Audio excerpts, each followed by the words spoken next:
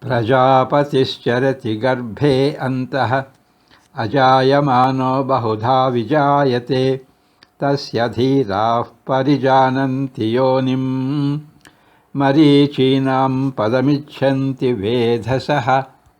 ಮಂತ್ರ 21. Prajapati, the Lord of all beings, keeps moving inside the cosmic womb. Though unborn, he takes birth in different manifestations.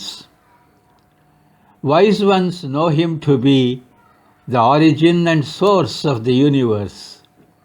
Brahma and others, entrusted with the job of secondary creation, aspire to attain that exalted position Marichi and other rishis have attained. 21ನೆಯ ಮಂತ್ರ. ಸಕಲ ಅಸ್ತಿತ್ವಗಳ ಒಡೆಯನಾದ ಪ್ರಜಾಪತಿಯು ಈ ವಿಶ್ವದ ಗರ್ಭದೊಳಗೆ ಅಂತರ್ಯಾಮಿಯಾಗಿ ಸಂಚರಿಸುತ್ತಿರುತ್ತಾನೆ. ಅವನು ಜನ್ಮರಹಿತನಾಗಿದ್ದರೂ ಸಹ ವಿವಿಧ ಅವತಾರಗಳಲ್ಲಿ ಜನ್ಮ ತಳೆಯುತ್ತಾನೆ. ಈ ಬ್ರಹ್ಮಾಂಡದ ಮೂಲಸ್ಥಾನ ಮತ್ತು ಆಕರವು ಈತನೇ ಎಂಬುದಾಗಿ ಜ್ಞಾನಿಗಳಿಗೆ ತಿಳಿದಿದೆ.